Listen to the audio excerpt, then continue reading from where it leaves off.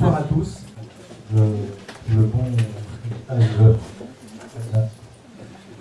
merci d'être venus si nombreux à notre conférence sur l'eau potable, un enjeu majeur pour demain. Alors, pourquoi cette conférence? Puisque vous savez que les trois communes Fondette, Luynes, Saint-Étienne-du-Chimie sont associées dans un CIVOM. On vous expliquera tout à l'heure ce que c'est qu'un CIVOM au cours du débat.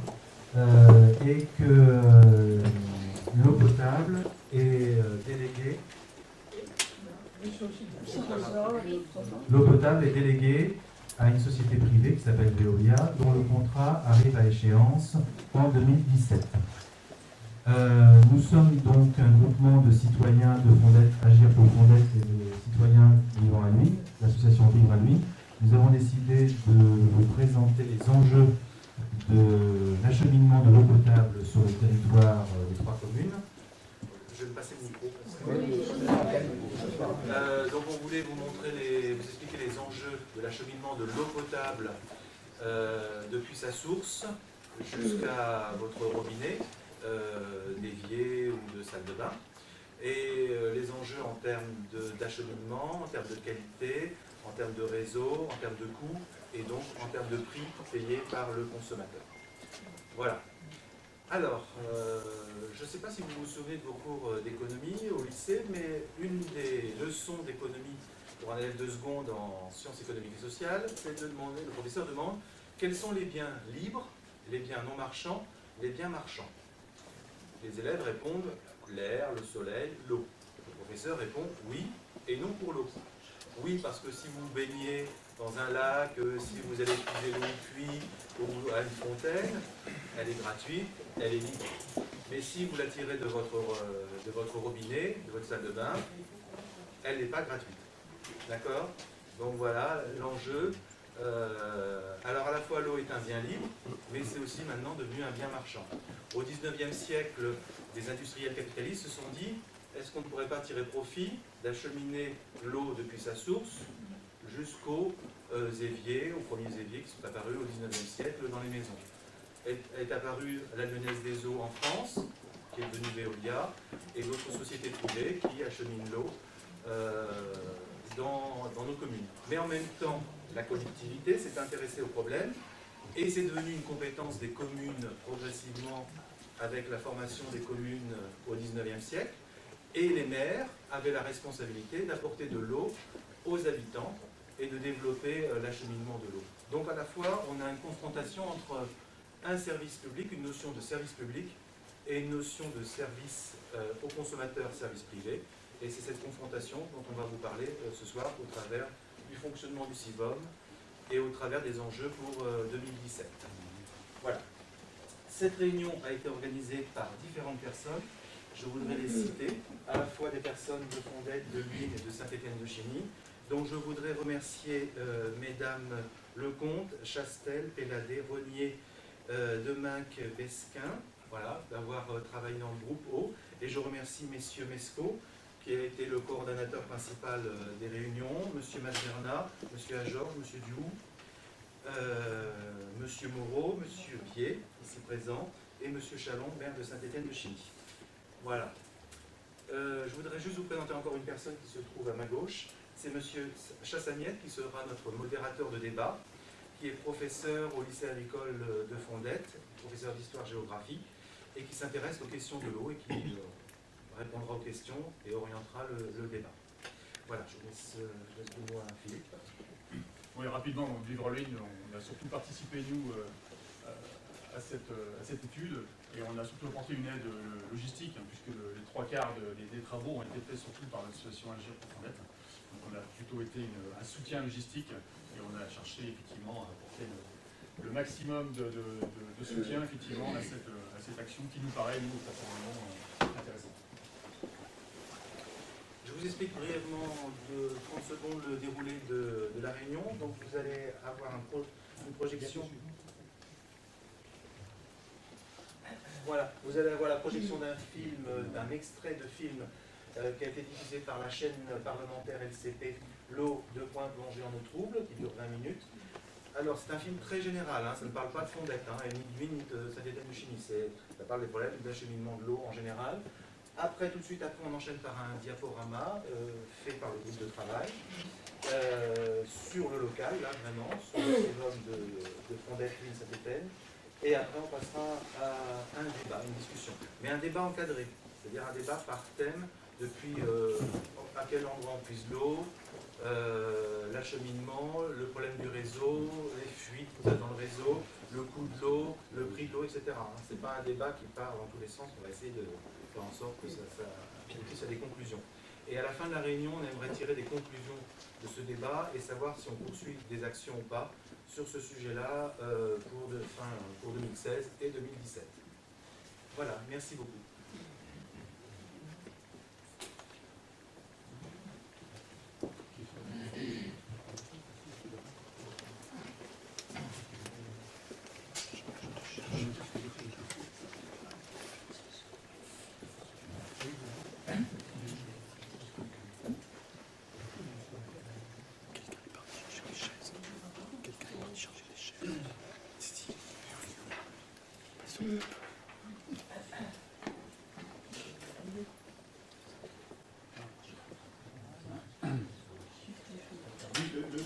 Donc le but du film qu'on va vous passer, qui a été diffusé sur la chaîne parlementaire, c'est un peu expliquer globalement ce qu'on appelle le cycle de l'eau, le grand cycle de l'eau, avec tous les problèmes environnementaux, les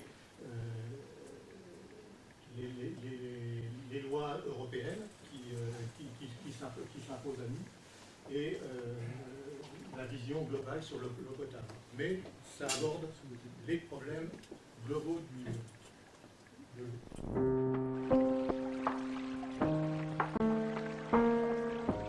Notre politique de l'eau a 50 ans. Pour quel résultat? Quel est l'état de l'eau en France aujourd'hui? Celle de votre robinet, mais aussi celle des rivières. L'eau de notre environnement, l'eau que nous consommons, est-elle aussi saine qu'on veut nous le faire croire? Et payons-nous vraiment le juste prix? Pourquoi les prix varient-ils d'une ville à l'autre? C'est ce que je vous invite à découvrir. Il faut remonter dans les années 60 pour comprendre les fondements de la politique actuelle de l'eau. Notre agriculture évolue, se modernise. Éleveurs et céréaliers perfectionnent leurs techniques. Certains même inventent de nouveaux outils de travail qu'ils adaptent après de longs et patients essais à leurs besoins. L'agriculture se développe et avec elle, l'utilisation massive d'engrais et de pesticides. La pollution agricole apparaît avec des conséquences directes sur la ressource en eau. Sa qualité devient un enjeu majeur. En 1964, une première loi décentralise la gestion de l'eau. Les premiers contrôles de pollution apparaissent, ainsi que les premières taxes. Ce n'est qu'en 2006 qu'une nouvelle loi voit le jour, la LEMA, la loi sur l'eau et les milieux aquatiques. Elle transpose dans le droit français la DCE, la directive cadre sur l'eau européenne. La France doit atteindre en 2015 un bon état des eaux.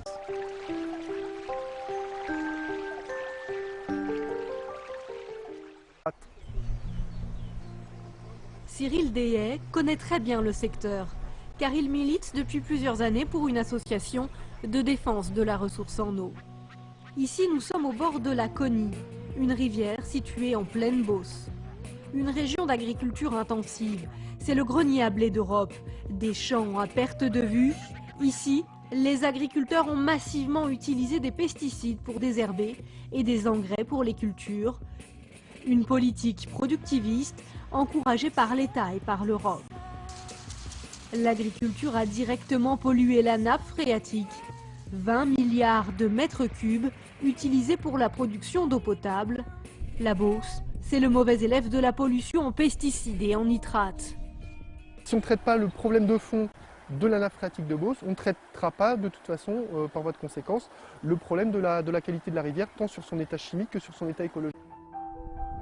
Comment concilier agriculture, impératifs économiques et environnementaux? C'est la difficile équation à laquelle est soumis l'État. Car la loi l'oblige à distribuer une eau potable et à préserver la ressource. À la direction départementale de l'équipement, Isabelle Gritten est chargée de mettre en œuvre la politique de l'État en matière d'eau. Vous avez ici les masses d'eau souterraines du département avec en rouge les masses d'eau qui sont dites mauvais état et en vert en bon état. Donc on a toute une partie d'eau souterraine qui ont des problèmes à la fois de nitrates, de pesticides ou de substances polluantes. On a à peu près 6% de la population qui n'a pas d'eau potable sur le paramètre pesticides et 5% au niveau des nitrates. L'évolution des nitrates inquiète les autorités. Là, vous avez ici, pareil, ce sont les eaux souterraines et l'évolution depuis 1980 de la teneur en nitrate. Donc ce qu'on s'aperçoit effectivement, c'est qu'on a une évolution supérieure à 50 mg sur, bien sûr, une partie de la nappe de la Craie et sur la nappe de Beauce. 50 mg de nitrate, c'est la limite autorisée. Qu'en est-il pour la santé? Au-delà, les femmes enceintes et les bébés ne peuvent plus la boire. Au total, 45 substances ont été jugées dangereuses. Voici Capucine Kémé-Bancel et Marc Pasquier. Mon seau, s'il te plaît, voilà. Et ma mallette. Et voilà. Allez, je prends ça. Merci. Ils viennent justement contrôler la qualité de l'eau au château d'eau de Baudreville. Ils travaillent tous les deux à l'ARS, l'Agence régionale de santé. Ils réalisent très régulièrement des prélèvements sur les installations. Rien n'est laissé au hasard. Toutes les données sont ensuite centralisées. Jean-Claude Guéral suit attentivement l'évolution de la qualité de l'eau. Il dirige l'unité de santé environnementale et certains paramètres l'inquiètent. C'est vrai qu'au robinet en 2013, la situation ne s'est pas améliorée puisque l'effectif est à peu près équivalent, alors même que 150 forages ont été abandonnés et que des collectivités les plus importantes ont installé des usines de traitement de nitrates, que ce soit Dreux, Chartres ou Châteaudun. C'est-à-dire que si ces communes-là n'avaient pas fait des investissements extrêmement importants pour traiter l'eau, on aurait des effectifs de population recevant une eau non potable vis-à-vis des nitrates beaucoup plus importantes qu'aujourd'hui. Si la qualité de l'eau au robinet reste stable, ce n'est pas le cas de la réserve. Le constat est alarmant. Ce qu'on peut dire globalement, c'est que la situation des nappes s'est dégradée régulièrement, mais qu'en tout cas, on n'est pas du tout aujourd'hui dans une démarche de reconquête de la qualité. Et c'est ça qui est le plus ennuyeux globalement, dans la mesure où c'est la qualité des nappes en Eure-et-Loir qui fait la qualité de l'eau au robinet du consommateur, ou en tout cas qui nécessite des investissements très lourds pour distribuer de l'eau potable. En 2010, la Cour des comptes dressait un bilan décevant de la politique de l'eau. Elle doutait déjà de la capacité de la France d'atteindre en 2015 les objectifs de qualité qu'elle s'est assignés. Les résultats décevants constatés sur les nitrates comme sur les pollutions par les produits phytosanitaires trouvent en grande partie leur origine dans une insuffisante volonté de l'État de remettre en cause des pratiques agricoles durablement marquées par l'encouragement au productivisme et le choix d'une agriculture intensive. Mais depuis 2010, c'est le statu quo. Le ministère de l'écologie commence seulement à évoquer des contraintes réglementaires. Les représentants de la profession agricole privilégient les approches volontaristes qui reposent sur le volontariat, le partenariat, les démarches contractuelles, la signature de contrats. Nous pensons qu'il y a aussi des moments où la réglementation a sa place pour éviter des mauvaises utilisations ou des menaces trop importantes pour les milieux, pour l'eau ou la biodiversité. Donc on peut débattre de ces moyens d'action, de ce qui est le plus efficace. Mais en tout état de cause, il y a un accord général sur le fait que ce sujet doit être traité, sur les nitrates. Concrètement, la France risque des amendes.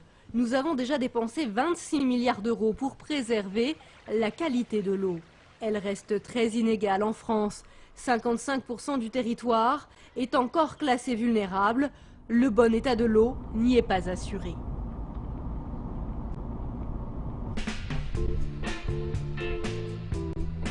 L'autre objectif de la loi, c'est la transparence.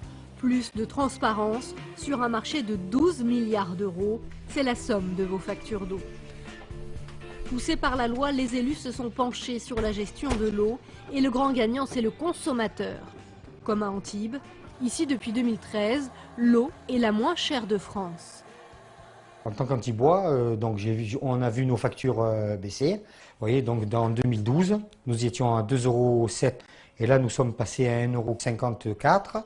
Mais la qualité de l'eau n'a pas changé, les services toujours nickel, voilà. C'est vachement appréciable sur la facture.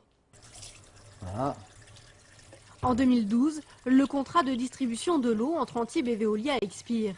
Il avait 132 ans. Il a donc fallu en négocier un nouveau. Le maire a alors lancé un appel public à la concurrence. Car c'est la commune qui est chargée de la gestion de l'eau, sa production et son assainissement.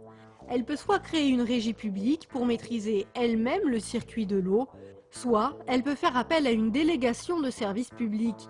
Elle délègue alors la gestion de l'eau à une entreprise comme Veolia Sor ou Suez, après avoir lancé un appel d'offres. Pour avoir une vision totalement objective, on a fait des études pour savoir combien ça coûterait en régie et qu'est-ce que ça nous apporterait comme qualité de service public, et puis de comparer avec les offres. On est passé de 3,39 à 1,50. Et ça, c'est les offres. C'était le contrat initial. Ici, vous avez la première offre Veolia, et ici, vous avez l'offre, enfin la possibilité en régie. Nous, on pensait qu'on pouvait baisser de 37%. Puis vous voyez que l'offre de Veolia s'améliore et qu'elle finit à moins 43%. Moins 43%. Pour remporter le marché, Veolia a proposé un prix inférieur à celui estimé en régie. Le prix, c'est une part de taxes et de redevances, le coût de l'assainissement des eaux usées et enfin le coût de la production d'eau potable. Les proportions varient pour chaque commune en fonction de sa situation géographique ou de ses installations. Il y a presque autant de prix de l'eau que de communes. Si Antibes a pu obtenir un tel prix, c'est parce que Veolia a consenti une baisse de sa marge, mais aussi parce que tous les gros investissements pour produire et traiter l'eau ont été réalisés et pour la plupart payés, à l'image de ses captages ou du centre de gestion. Monsieur Michel Sapin, vous avez la parole. Ce type de négociation a pu avoir lieu grâce à la loi Sapin. C'est en veillant au bon fonctionnement des marchés, c'est-à-dire au respect des règles de la concurrence et à la transparence des procédures, que l'on parviendra à lutter efficacement contre les dérives que nous voulons combattre. Depuis 1993, cette loi encadre les délégations de services publics, notamment dans le domaine de l'eau. Elle prévoit une procédure de publicité et de mise en concurrence avant la signature de tout contrat. Leur durée est par ailleurs limitée. Ainsi, elle évite les contrats de gré à gré. Il y a ou sort. La FP2E, leur fédération, accepte de commenter l'évolution de la loi. Il ne faut pas s'en cacher, les entreprises de l'eau en 1993, elles n'ont peut-être pas très bien vécu le fait qu'il y ait la loi Sapin, mais c'est après où l'on se rend compte que cette mise en compétition, elle a été bénéfique à la fois pour la compétitivité des entreprises, mais aussi pour le fait de mieux fonder le choix. C'est-à-dire que les élus sont dans des postures beaucoup plus confortables à partir du moment où ils vont choisir un opérateur qui est celui qui a gagné l'appel d'offres. Aujourd'hui, dans le secteur, cela représente près de 800 appels d'offres par an. Les 2/3 des contrats de production d'eau potable et la moitié des contrats d'assainissement sont passés en délégation de services publics auprès d'entreprises. Depuis la loi, comment a évolué le marché de l'eau? Quels ont été les impacts pour le consommateur? En novembre 2013, l'UFC Que Choisir a réalisé une enquête sur vos factures d'eau. Je dirais que ça évolue bien, si vous voulez. Il y a énormément de renégociations et que toutes ces renégociations se soldent par des baisses de prix. Ce qui veut bien dire, contrairement à ce que prétendaient les distributeurs d'eau, que le prix de l'eau était bien surtarifé, puisque eux maintenant peuvent faire des propositions 30% moins cher, quelquefois 40%. Enfin, on a des exemples assez étonnants au regard de tout ce qu'on a pu entendre par le passé sur le prix de l'eau qui ne pouvait que monter. Besançon, moins 30% à Orléans ou encore moins 25% à Toulouse. Les écarts injustifiables, ils existent encore. Quand vous voyez ici, on a par exemple l'eau potable. À Paris, donc, pour 120 mètres cubes, c'est 147 €. À Marseille, en 2013, c'était 218. À Aix-en-Provence, on était à 123, à Dijon à 217, donc il y a encore des écarts, enfin du simple au double quasiment, qui ne peuvent pas s'expliquer, si vous voulez, simplement par la difficulté à approvisionner en eau ou par des contraintes locales. Les prix baissent pour la plupart des nouveaux contrats. Désormais, les élus négocient. Pour conserver des marchés, les entreprises sont obligées de revoir leurs marges. Il faut que les élus locaux aient en tête qu'ils peuvent évidemment souhaiter avoir des prix bas, et c'est tout à fait naturel, mais il faut aussi qu'ils se posent la question de comment je vais assurer le renouvellement des canalisations, quel impact sur l'emploi local, quel impact sur la recherche, quel impact sur les partenariats, etc. C'est-à-dire que vraiment, la tendance à tirer les prix vers le bas est naturelle. Et moi, le message que je passe, c'est de dire, à partir du moment où elle est naturelle, il faut aussi que les élus aient la capacité à arbitrer entre cette baisse et d'autres sujets. L'autre conséquence de la loi, c'est que de plus en plus d'élus étudient le passage en régie publique pour maîtriser totalement leur politique de l'eau. En 2001, dès son arrivée à la mairie de Paris, Bertrand Delanoë annonce la création d'une régie. Depuis 2010, Eau de Paris gère l'eau de la capitale. C'était à la fois un choix politique, citoyen et de gestion. L'eau étant une ressource vitale, un bien commun, ça devait obéir à une gestion collective. Donc ça, c'est vrai que c'est un présupposé politique. Encouragés par cet exemple, d'autres municipalités sont passées en régie, comme Rouen, Castres ou Cherbourg. Nice et son agglomération franchiront le cap en 2015. L'intérêt de la régie, c'est de pouvoir mettre en œuvre directement, sans intermédiaire, la politique que choisissent les élus. C'est de maîtriser l'évolution du prix de l'eau, c'est d'agir directement sur la qualité du service public de proximité. C'est exactement une décision politique. À aucun moment nous n'avons remis en cause ni le savoir-faire, ni l'expérience, ni la bonne exploitation du réseau. Aujourd'hui, on est dans une incertitude de comment le marché de l'eau, parce que c'est un marché, va s'autoréguler, puisque tout le monde veut baisser le prix de l'eau, mais tout ça, ça fait moins de financement. Et on doit appliquer des directives sur la qualité de l'eau. Je pense qu'on est tous d'accord qu'on est dans une impasse, mais aujourd'hui, la volonté politique, on ne la trouve pas vraiment. Donc c'est ça qui est dommageable. Jusqu'aujourd'hui, l'eau paye l'eau, c'est le système français. Mais face aux contraintes législatives et environnementales, le modèle montre ses limites. Dépolluer et préserver l'eau coûte de plus en plus cher. Qui en payera la facture? Le pollueur, l'État ou le consommateur? Ce sera l'enjeu. Il est souvent question de transparence lorsque l'on parle de l'eau et c'est l'un des objectifs de la LEMA, la loi sur l'eau et les milieux aquatiques. Grâce à cette loi et à celle de Michel Sapin, des municipalités ont pu négocier de nouveaux contrats avec des objectifs mieux définis et des prix réajustés. Négocier le tarif de l'eau est devenu un réflexe pour les communes. Le grand gagnant, c'est le consommateur. Dans ce domaine, la transparence a avancé. Bien les plus précis.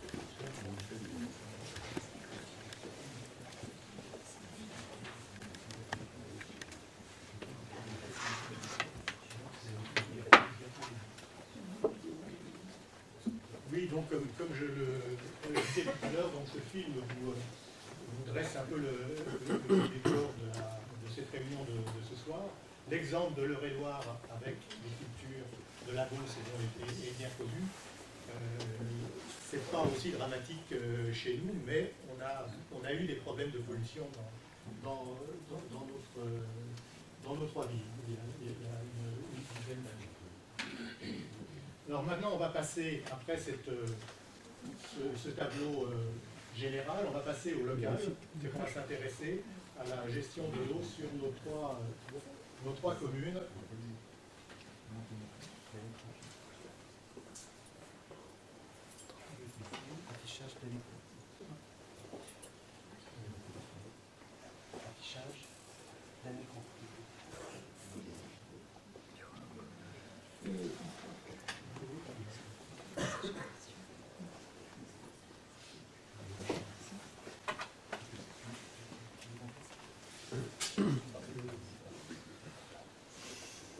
Donc ce que l'on vous propose pour parler du local, c'est de voir, comme le disait Sylvain tout à l'heure, le fonctionnement de la distribution d'eau, notre réflexion, notre analyse de la gestion actuelle, les choix possibles pour la gestion future, avec les points forts et les points faibles des différents modes, les difficultés les uns et les autres, On va parler du contexte législatif, puisque avec des lois récentes au niveau de la décentralisation, il y a ça bouge beaucoup au niveau des ce qu'on appelle les compétences, c'est-à-dire qui va gérer l'eau dans le futur proche, c'est-à-dire l'agglomération, le plus.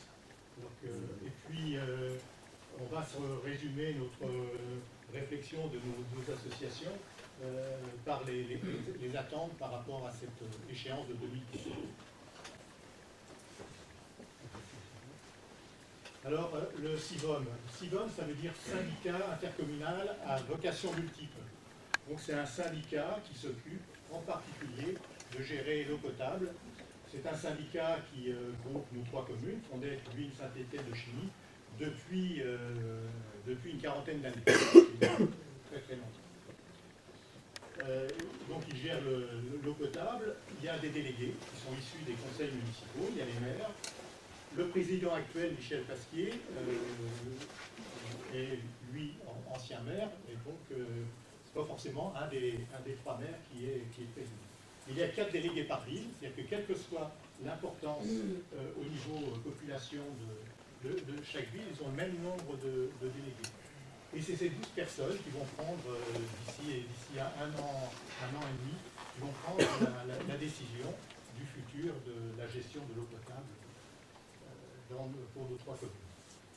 Le contrat prend fin en septembre 2017, et déjà aujourd'hui, il y a le syndicat des eaux a déjà engagé une réflexion sur le futur. Actuellement, on est en délégation avec Veolia, donc depuis 2005. Alors les infrastructures, c'est d'abord des forages dans des nappes anciennes profondes, qu'on appelle le Cénomanien. Alors le Cénomanien, c'est une époque géologique, ça veut dire que c'est une eau très ancienne, elle a 100 millions d'années. Elle a 100 millions d'années, et puis il faut quand même creuser pour aller la chercher, à une centaine de mètres de profondeur, en général. Et c'est une grande nappe d'eau qui se situe au niveau du bassin parisien et qui vient chez nous en Touraine. Donc ces forages, si on dit que c'est une eau très ancienne, ça veut dire aussi qu'elle ne se renouvelle pas à notre échelle humaine.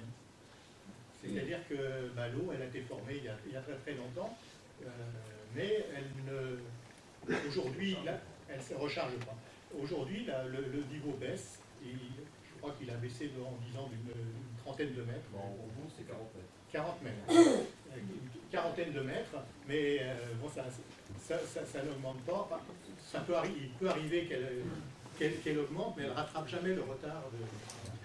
Donc ça, c'est un point très important de notre débat, c'est de savoir comment on gère, parce que c'est une ressource qui nous est donnée par la nature, comment on gère cette eau qui est rare.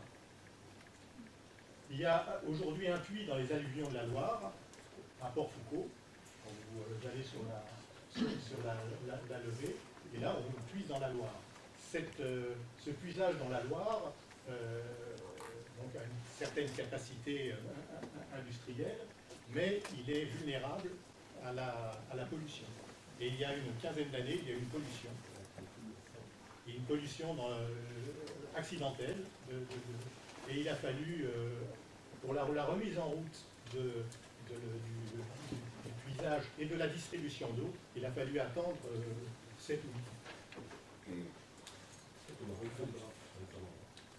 Voilà. Bien sûr, il y a des réservoirs, des châteaux d'eau, des bâches. Ce qui est aussi caractéristique de notre territoire, c'est qu'il y a 250 km de réseau. C'est surtout plus, c'est pratiquement le plus long. 250 km de réseau, ça veut dire un entretien, donc c'est un paramètre important dans l'approche de la gestion. Ces ouvrages sont la propriété aujourd'hui du syndicat, en sachant que, comme le disait quelqu'un dans le film, l'eau paye l'eau, c'est-à-dire que l'argent que l'on paye tous les semestres c'est à Veolia qui fait c'est lui qui s'occupe des factures, c'est vraiment le prix, la gestion de l'eau complètement.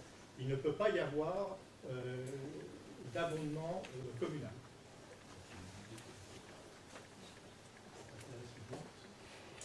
Alors, notre facture d'eau, on va la diviser en gros en trois masses. À peu près la moitié va à l'exploitant qui est Veolia aujourd'hui. On va voir quel est son rôle à Veolia, à l'exploitant. La collectivité, c'est 27%, et le reste, c'est bien sûr il y a des taxes, la TVA qui est à 5,2 et puis un certain nombre de redevances qui peuvent revenir sous forme de subventions. Par exemple, l'agence de l'eau peut nous financer et nous finance des infrastructures.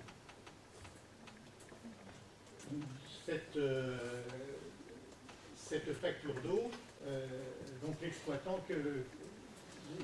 lui, s'occupe de l'entretien, il s'occupe de la production de l'eau, de l'entretien des réseaux, de la facturation.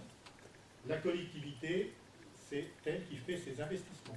Elle a sa part de recettes, les 27,5%, et elle s'occupe des investissements. Les investissements, ça peut être par exemple une nouvelle station de puisage d'eau, qui est en cours. On en parlera tout à l'heure. Ça peut être un changement complet d'une canalisation dans un quartier. Par exemple, sur Fondette, il y a eu, dans le quartier nord, il y a eu le changement complet d'une canalisation. Il y a 3 ans, il y a eu un changement complet de la canalisation de la rue de la Pouzette. Quand la commune, à l'époque, a décidé de recalibrer, de restructurer la rue de la Pouzette, donc la commune de l'époque a mis un réseau d'eau pluviale et a changé le réseau d'eau potable.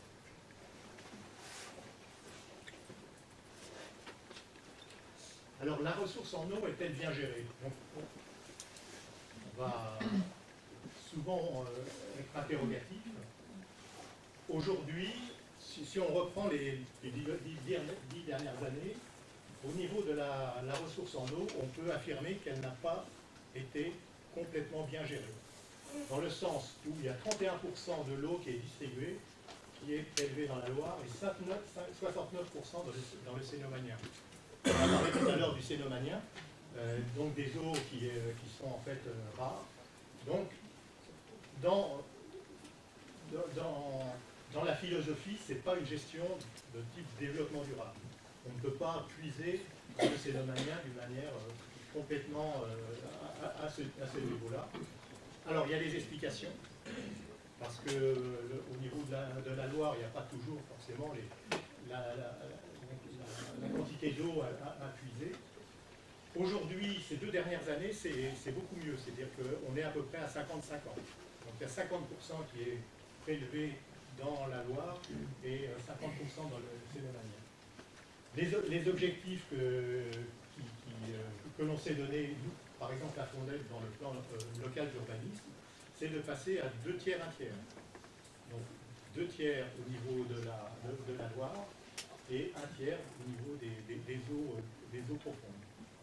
Et c'est pour cela donc il a été décidé un nouveau puisage dans la Loire et au lieu-dit Port-Foucault, donc pas très très loin de la station Hamza. Ça a été décidé il y a quelques années, là c'est long, c'est des procédures qui sont longues, parce que normalement il faut acquérir des terrains pour installer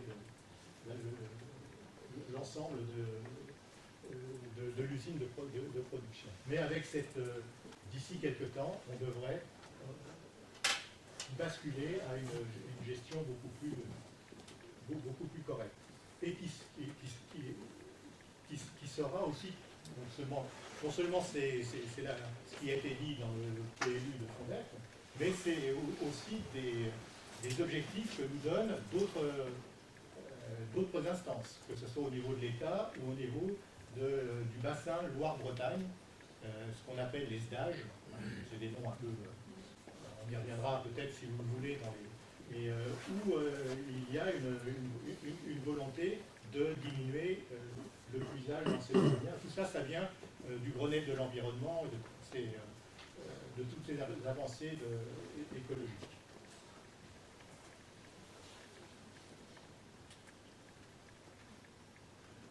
Autre question, la ressource en eau est-elle bien gérée? Et là, on va s'intéresser au niveau du réseau. Alors là, on a quelques inquiétudes. Quand on voit le rendement du réseau de distribution, c'est que il baisse sensiblement. C'est pas catastrophique, mais il baisse sensiblement. Et l'évolution de l'indice linéaire des pertes en réseau, lui, augmente. Donc c'est l'autre indice. C'est l'indice miroir, si vous voulez. C'est-à-dire c'est le nombre de mètres cubes perdus par kilomètre. Par jour et par kilomètre. On peut préciser peut-être que Veolia a l'obligation contractuelle d'être au-delà de 80%, sinon il paie des pénalités. Aujourd'hui, il préfère payer les pénalités plutôt que de réparer les réseaux. Alors, donc dans notre groupe de réflexion, on s'est interrogé, on a cherché dans notre groupe et aussi à l'extérieur du groupe, puisqu'on est plusieurs associations qui, au niveau de l'agglomération, s'intéressent à la gestion de l'eau potable, à son devenir. Et on s'aperçoit que, comme le disait M. Chalon, en fait, on a un renouvellement du réseau qui est nettement inférieur à ce qu'il devrait être. Il est, sur ces dernières années, de l'ordre de 0,3%. Et l'exploitant même, dans ses écrits, qu'il publie, il dit c'est 1% qu'il faudra. Donc là, c'est aux syndicats, c'est aux élus d'avoir cette volonté de dire on met de l'argent pour renouveler les réseaux. Et nous, ce qu'on souhaiterait, là j'anticipe un petit peu sur, mais on souhaiterait qu'il y ait un état des lieux, parce que la société délégataire Veolia connaît bien son réseau.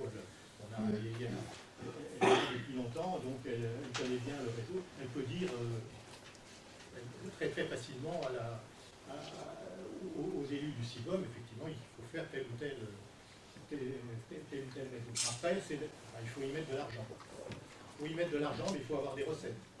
C'est toujours Récemment, là, il y a, c'est pas cette année, mais l'année dernière, il y a eu une augmentation de 6% de la part collectivité. On a vu tout à l'heure qu'il y avait un quart des recettes de notre facture d'eau qui allait vers la collectivité pour les investissements. Et là, le CIBOM a décidé, c'est M. Pasquier qui a décidé, qui a proposé aux élus du CIBOM d'augmenter de 6% la part.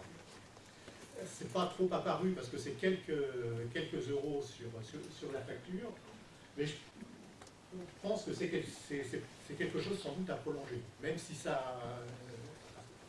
Qu'est-ce qui est mieux? Est-ce que c'est d'avoir des fuites, de perte de l'eau, on nous dit l'eau qui fuit dans les réseaux, on ne la paye pas. C'est vrai qu'on ne la paye pas parce qu'elle n'est pas à notre compteur. Mais en fait, elle est quand même travaillée.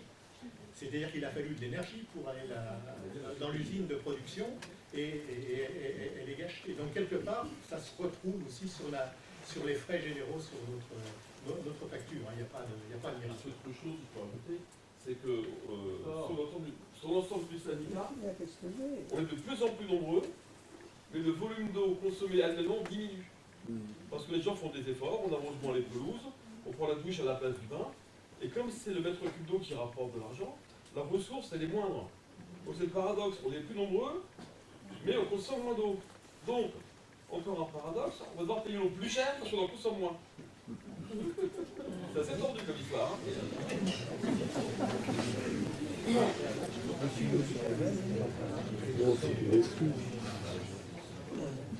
Alors au niveau des fuites, c'est 250 km de réseau, c'est pas facile à gérer. Il faut être objectif.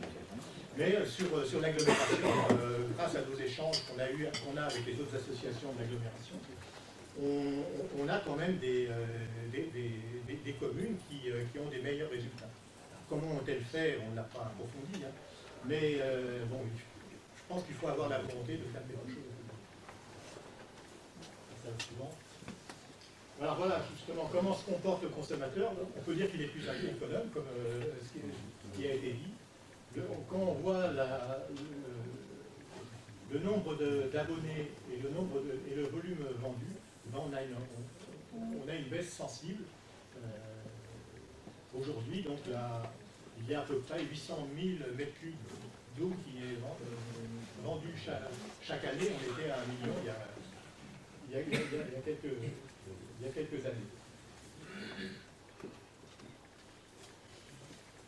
Sur la qualité, la qualité de l'eau est-elle suffisamment contrôlée? Notre réflexion est qu'elle est suffisamment contrôlée, parce qu'il y a des contrôles qui sont à plusieurs niveaux. Bien sûr, il y a l'autocontrôle de l'exploitant qui est au niveau de l'usine, qui regarde si l'eau qui est puisée, qui va être distribuée est potable.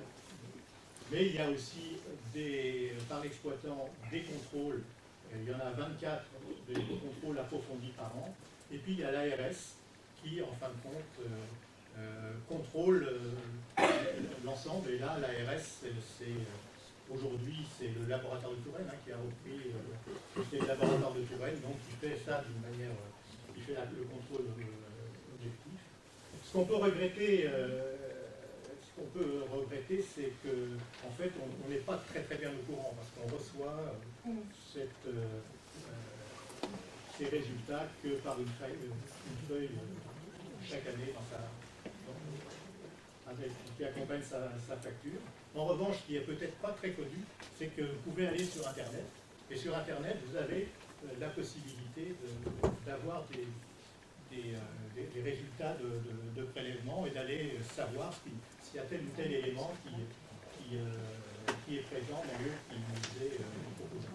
Et là, le dernier prélèvement par l'ARS, c'était le 26 février, et on peut voir les résultats au niveau de la recherche, par exemple, des pesticides.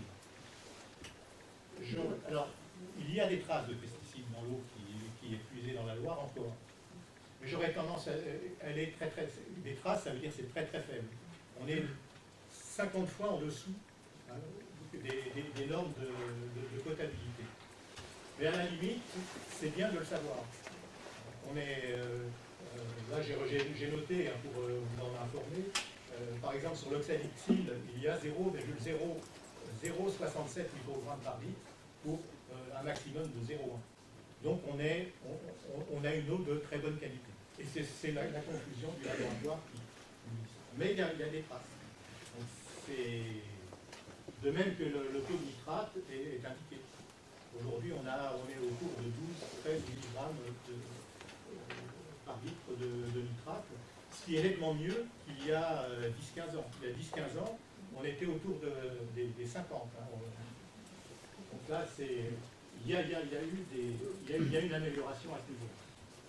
Autre manière pour répondre à la question la qualité de l'eau est-elle suffisamment contrôlée? Oui, c'est la mise en place des périmètres de protection qui se fait progressivement,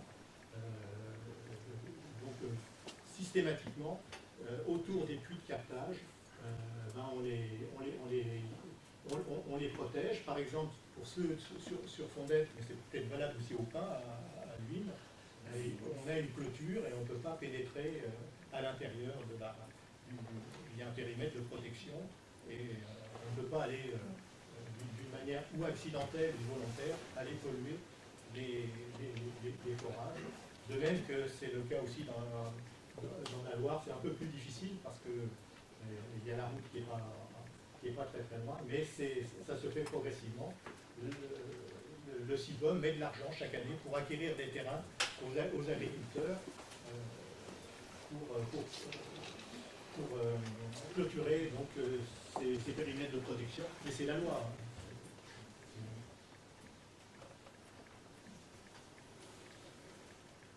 On va parler des prix maintenant au niveau de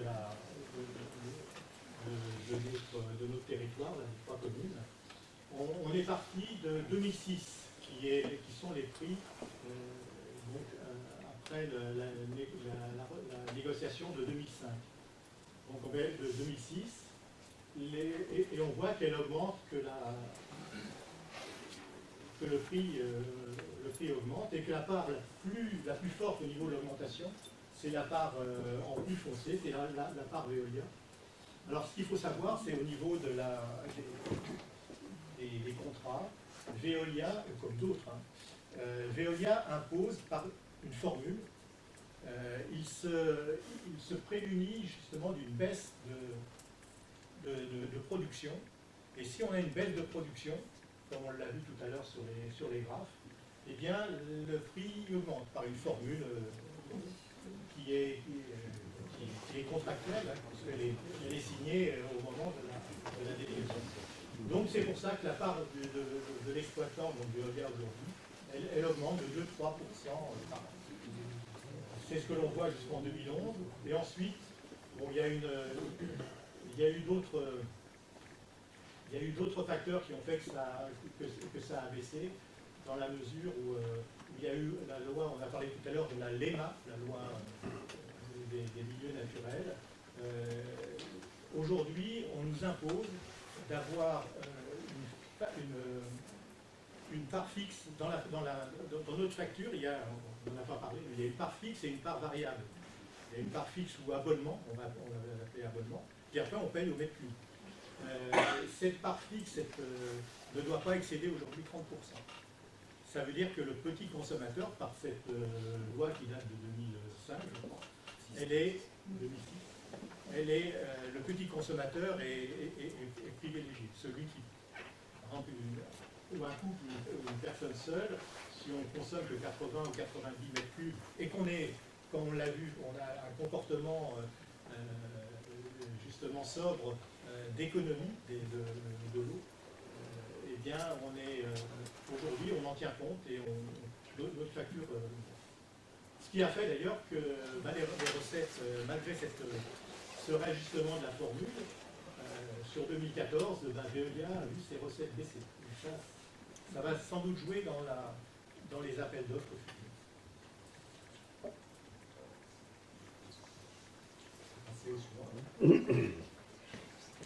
L'agglomération de Tourpus. Donc on s'est comparé au prix de l'eau. Alors là c'est l'eau hors assainissement. Là où il y a l'étoile rouge, donc c'est notre Civonne, on est à un peu plus de 1,5 € le mètre cube. Les 5 étoiles qui sont en bleu, c'est la gestion en régie, c'est Saint-Avertin, c'est Tours, c'est Saint-Cyr avec Saint-Albregon, c'est Saint-Genou. Donc ce qu'on remarque sur cette courbe, c'est qu'ils sont groupés autour d'un prix qui est légèrement inférieur au prix que l'on a sur notre territoire. Et puis le reste, que ce soit les plus bas ou les plus forts, c'est en délégation de service public.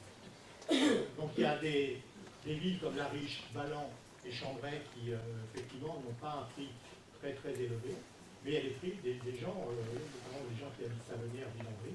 Vous voyez, ils ont un prix de l'eau qui est...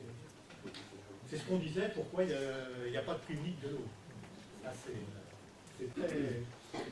Donc voilà comment on a lu cette courbe. Alors on est dans le milieu du tableau, hein, on n'a pas un prix excessif par rapport au reste, mais il y a peut-être des choses à faire. Je remarque qu'il ne faudrait quand même pas qu'il augmente non plus. On est au milieu du tableau, il ne faudrait pas non plus. Il vaut mieux rester...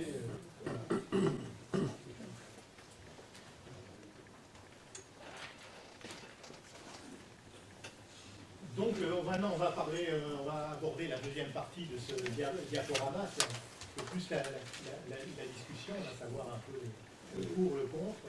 Donc le choix à venir, c'est poursuite de la délégation au privé, ou alors une régie publique. C'est ce qui était illustré dans le film tout à l'heure. Alors tout d'abord le calendrier. Alors le calendrier de la délégation, en fait, la délégation de service public va s'arrêter en septembre 2017. Mais comme on le disait tout à l'heure, le CIVOM s'est déjà attaché à travailler le sujet. Il y a un bureau au conseil qui a été désigné pour aider les élus à appréhender au mieux les enjeux futurs. Donc ça, c'est en cours, et c'est pour ça qu'on a eu cette réflexion et qu'on voudrait que... C'est pour ça qu'on s'intéresse à cette question. Alors, le contrat 2005. Qu'est-ce qui nous a appris le contrat 2005 c'est un peu là, aussi le schéma, je crois, de la ville d'Antibes qu'on avait vu tout à l'heure. Avant 2005, on payait dans nos 3 communes 55 centimes le mètre cube d'eau. Il y a eu en 2005, les élus du CIVOM ont fait une étude, ont fait appel à un cabinet conseil, et il y a eu une simulation en régie. En 2005, il y a eu une simulation en régie, 39 centimes le mètre cube. Donc un écart de prix sensiblement différent. Une trentaine de pourcents.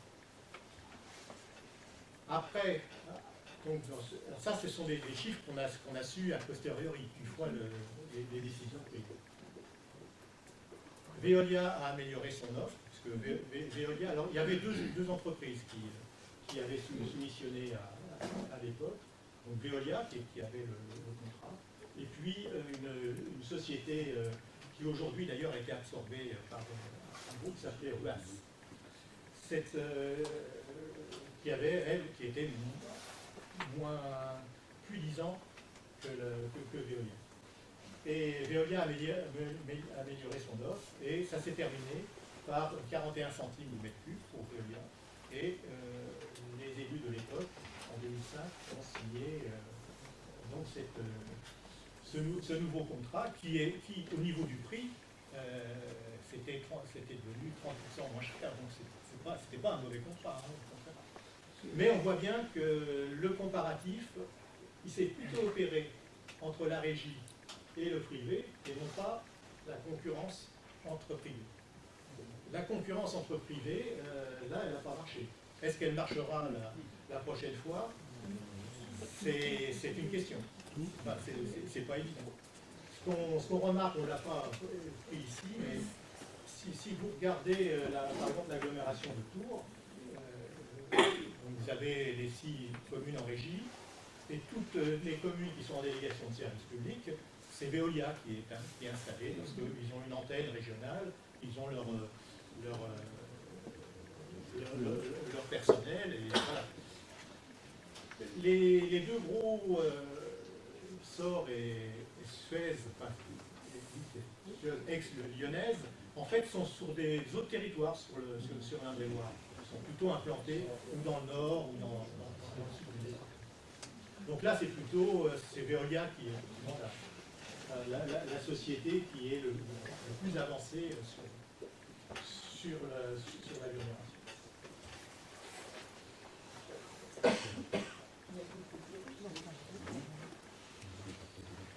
Je ne peux pas a priori.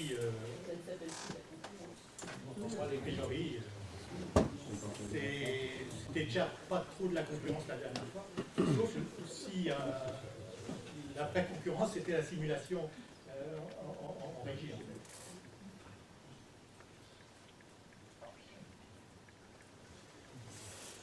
Alors, on peut passer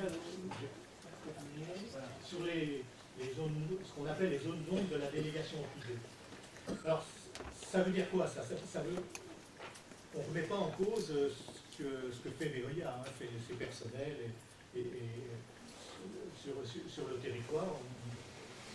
Personnellement, j'étais élu au CIVOM pendant la mandature précédente. Il n'y a jamais eu de plainte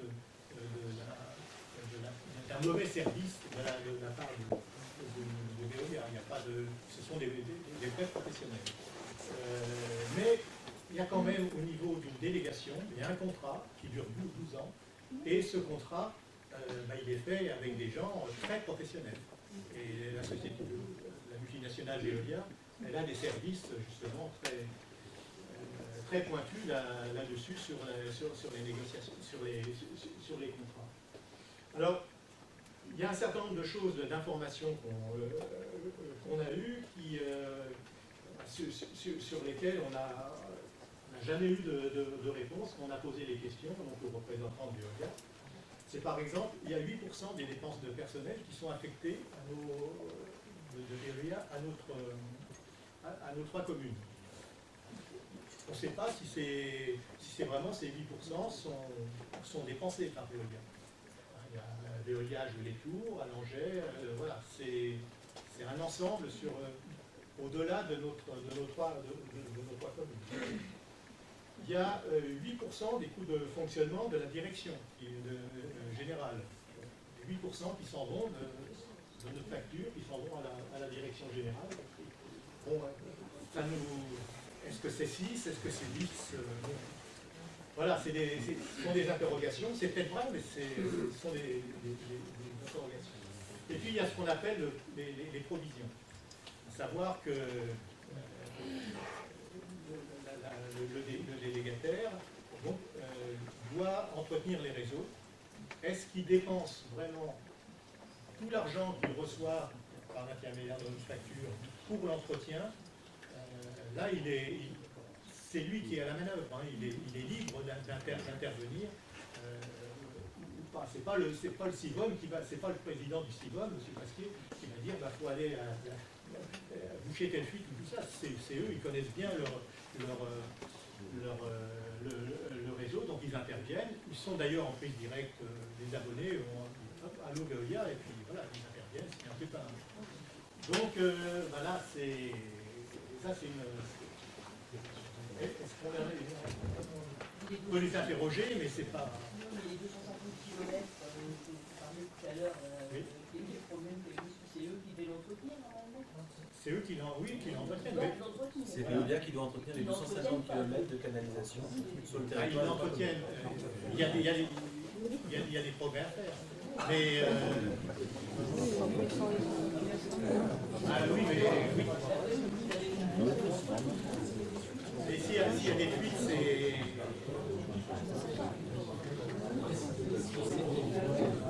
Voilà, oui.